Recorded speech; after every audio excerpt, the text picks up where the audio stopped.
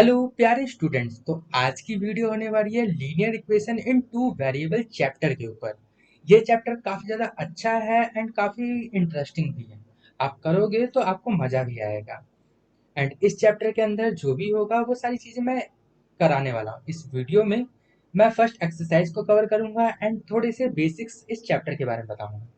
तो सबसे पहले वेरिएबल एंड कॉफिशेंट दो चीज होती है हमारे पास। जैसे कि यहाँ पर 2x लिखा है, तो इसके अंदर ये जो है वो क्या है, हमारा कॉफिशेंट। ठीक है, और इसको ही हम कांस्टेंट वैल्यू भी बोलते हैं।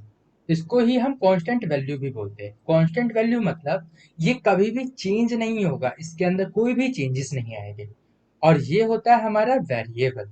वेरिएबल मतलब कि ये एक फिक्स नहीं है, इसके अंदर चेंज हो सकता है। कभी ये 2 हो जाएगा, कभी 4, कभी 5, कुछ भी हो सकता है। ठीक है, आपको ये चीज समझ में आई कि कांस्टेंट वैल्यू क्या होती है एंड वेरिएबल वैल्यू क्या होती है। बस इतना ही समझना था। अब हम एक्सरसाइज कर सकते हैं, इतना हमको आ गया। तो मैंने रफ कर दिया। एंड यहाँ पर देखो क्या कह रखा है, the cost of a notebook is twice the cost of pen. एक पेन से नोटबुक की कॉस्ट है वो डबल है। ठीक है, पेन के कॉस्ट से डबल कॉस्ट है नोटबुक की। ठीक है, यहाँ पर हमें लीनियर इक्वेशन बनानी है, वो भी दो वेरिएबल का यूज करके। ठीक है, यहाँ पर सिंपल लिखा हुआ भी है कि जो कॉस्ट ऑफ नोटबुक है वो एक्स दे रखा है एंड जो प्राइस है वो वाई दे रखा है। तो यहाँ पर लिख देते हैं हम कॉस्ट ऑफ नोटबुक एक्स दे रखा है। ठीक है, ऐसे ही same cost of pen y दे रखा है। ठीक है, अब यहाँ पर हमें इसे पढ़ के इक्वेशन बनानी है। अब सिंपल देखो लीनियर इक्वेशन क्या होती है। सबसे पहले value a x plus b x and plus c equal to 0, ये चीज होती है हमारी लीनियर इक्वेशन।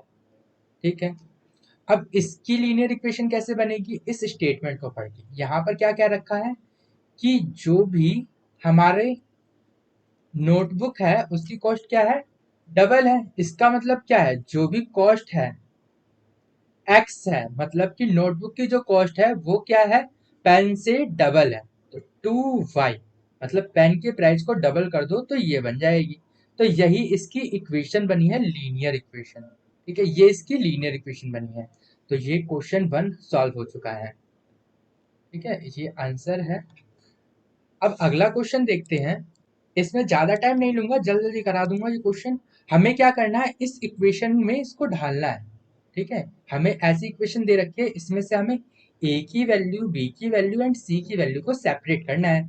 तो अब ये जो इक्वेशन है, सबसे पहले इसको इस तरीके से हम ढालेंगे। तो फर्स्ट पार्ट करा रहा हूँ, 2x plus 3y equal to 9.35 के ऊपर बार। ठीक है, ऐसे करना है। सबसे पहले क्या रहेगा, 2x प्लस 3y, ये इधर क्या है प्लस का, दूसरी साइड आके माइनस का हो जाएगा, माइनस 9.35 के ऊपर बार इक्वल टू 0। इस तरीके से मैंने ढाल दिया है। अब यहां से आपको सेपरेट करना है ए बी एंड सी को।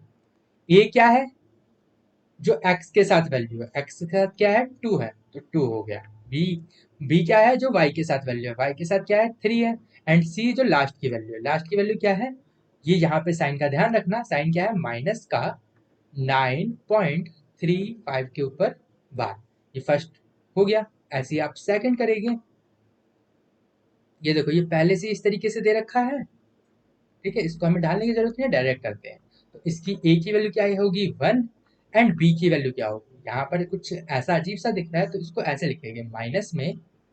अब y के साथ कुछ नहीं है तो 1 होगा, तो 1 अपॉन में 5 एंड c की वैल्यू क्या है -10। सेकंड पार्ट हो गया। ऐसे थर्ड पार्ट, ये है थर्ड पार्ट, इसको आप सीधा करना पड़ेगा। -2x प्लस 3y एंड ये इधर प्लस का है तो दूसरी साइड आएगा तो माइनस का हो जाएगा, -6 इक्वल टू 0। अब यहाँ से a की वैल्यू क्या होगी -2, b की क्या वैल्यू होगी 3 एंड c की क्या वैल्यू होगी -6। ठीक है, अब इसको करना है, देखो x इक्वल टू कौन सा पार्ट है, फोर्थ पार्ट है, ठीक है, x इक्वल टू 3y, ये इस साइड आएगा x minus 3y, and c की वैल्यू कुछ नहीं है तो वो हम जीरो कर देंगे, यहाँ पे लिख भी देता हूँ प्लस जीरो। अब करते a की वैल्यू क्या है, इसके बाद कुछ नहीं है तो 1, b minus 3 and c zero हो गया। एंड ये वाला पार्ट, इसको पहले फिफ्थ पार्ट क्या होगा, ये 2x माइनस का तो इधर आके प्लस का हो जाएगा 5y, एंड c की वैल्यू नहीं है तो छोड़ दो, कोई बात नहीं, a की वैल्यू लिख देते हैं 2, b की वैल्यू लिख देते हैं 5 जो भी y के साथ है, एंड c की वैल्यू कुछ नहीं है तो जीरो, ये हो गया। अब ये वाला पार्ट यहाँ पे करते हैं सिक्स्थ पार्ट, 3x प्लस 2। अब देखो x के साथ क्या है, x नहीं a, जो भी x का वैल्यू है वो होती है a, इसका मतलब 3। b, b क्या होता है, जो y के साथ वैल्यू होती है, यहाँ पे y के साथ तो कुछ भी नहीं है तो जीरो। c, जो ये खाली डिजिट है 2 हो गया। एंड ये वाला यहाँ पर देखो x की वैल्यू नहीं है, कौन सा पार्ट है, सेवंथ पार्ट,